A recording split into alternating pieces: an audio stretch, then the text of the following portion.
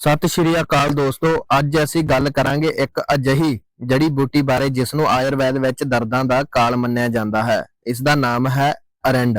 ਕੀ ਤੁਹਾਡੇ ਗੋਡਿਆਂ ਵਿੱਚੋਂ ਗਰੀਸ ਖਤਮ ਹੋ ਗਈ ਹੈ ਜਾਂ ਹਰ ਵੇਲੇ ਜੋੜਾਂ ਵਿੱਚ ਦਰਦ ਰਹਿੰਦਾ ਹੈ ਤਾਂ ਅਰਿੰਡ ਦੇ ਪੱਤੇ ਤੁਹਾਡੇ ਲਈ ਚਮਤਕਾਰ ਕਰ ਸਕਦੇ ਨੇ।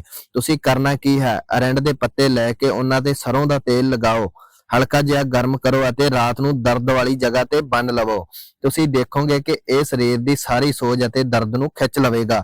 ਸਿਰਫ ਇੰਨਾ ਹੀ ਨਹੀਂ, ਜੇਕਰ ਤੁਹਾਨੂੰ ਪੁਰਾਣੀ ਕਬਜ਼ ਹੈ ਅਤੇ ਪੇਟ ਸਾਫ਼ ਨਹੀਂ ਹੁੰਦਾ ਤਾਂ ਇਸ ਦੇ ਬੀਜਾਂ ਦਾ ਤੇਲ ਜਾਨੀ ਕੈਸਟਰ ਆਇਲ ਵਰਤੋ। ਰਾਤ ਨੂੰ ਸੌਣ ਵੇਲੇ ਇੱਕ ਗਲਾਸ ਕੋਸੇ ਦੁੱਧ ਵਿੱਚ 1 ਚਮਚ ਕੈਸਟਰ ਆਇਲ ਪਾ ਕੇ ਪੀਓ। ਸਵੇਰੇ ਤੁਹਾਡਾ ਪੇਟ ਬਿਲਕੁਲ ਸਾਫ਼ ਹੋ ਜਾਵੇਗਾ, ਤੁਸੀਂ ਹਲਕਾ ਮਹਿਸੂਸ ਕਰੋਗੇ। ਕੁਦਰਤ ਨੇ ਸਾਡੇ ਆਲੇ ਦੁਆਲੇ ਬਹੁਤ ਖਜ਼ਾਨੇ ਬਖਸ਼ੇ ਨੇ, ਬਸ ਸਾਨੂੰ ਉਹਨਾਂ ਦੀ ਪਛਾਣ ਹੋਣੀ ਚਾਹੀਦੀ ਹੈ।